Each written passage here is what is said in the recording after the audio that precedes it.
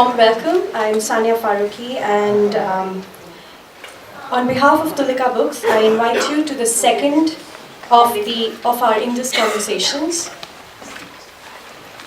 The first one last month was between Varun Grover and Ian Woolford, and today we have two Ramon Magsaysay Award winners with us, Bezwada Wilson and TM Krishna. They will be in conversation with author, writer and columnist Nilanjana Roy. I would request you all to please come on the not so built up stage. It's such an honor to be in conversation with two people whose work and art I've admired for such a long time. I hope that all of you at the back can hear clearly, and if you can't, there are seats in the front. So just feel free to come forward. There's about 6 seats out here if you'd like to sit there, and 2 that side. Thank you. I wanted to start actually because both Mr. Krishna and Mr. Wilson have done so much work on trying to, in a way, reimagine what the country should be like. Could we start with the 3 promises that were made by the Constitution? Liberty, equality, fraternity. And I wanted to ask you on a very personal note, what did you see around you of those 3 qualities in practice when you were growing up, in your families, in your community? It's an interesting point, because what liberty is there if people are forced into being manual scavengers through hereditary or caste-based occupations? And what fraternity can there be if you grow up, as I think all of us do, subtly inculcated with the belief that caste is inferior or superior? Bezwada, could I ask you to start? Mr. Wilson? Thank you. See, actually the 3 important things which you have mentioned, that is actually the Constitution, whole Constitution about liberty to talk really nowadays in the country, it is very difficult. The days has come.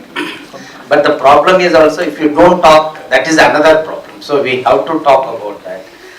And liberty ka baat, when we want to really discuss, we have to see that around us how it is, that must be rendered.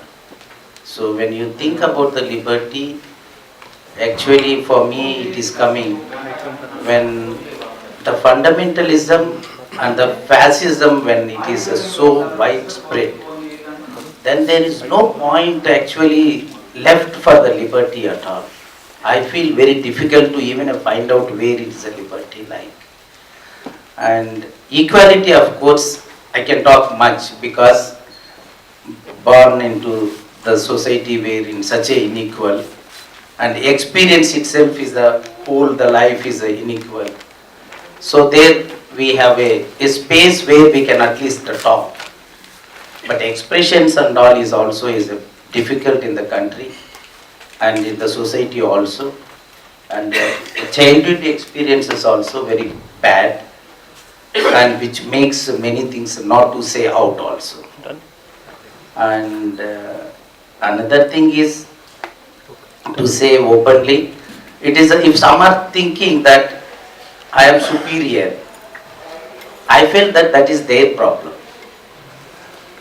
But later I understood that they are also thinking me inferior.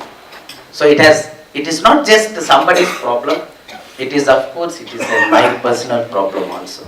So making them to understand, no, I am not an inferior, and the same time I have to tell every time that you are also not superior. So if it is not happened, then there is no point of talking about equality. So it is a big struggle whole life actually, from the childhood, and people also talk about, without talking about the caste problem in a country and untouchability, and there is no point talking about the equality. That is also another big problem. But now the country has changed and we have all development, and we talk about the language also, development, growth and all others. So there is no space for the discrimination, untouchability, and many like poverty. Poverty has gone out of our minds. As if that we think that where is the poverty? No? So we are all so well, and see the metro life. No? So there are many things, it has just gone out of our senses. So we have to really talk about the India. If you don't talk these things, so we cannot enter or end up with anything. We cannot resolve. And always I ask also, see, I also want a society where there is no caste discrimination. It does not mean that I want that.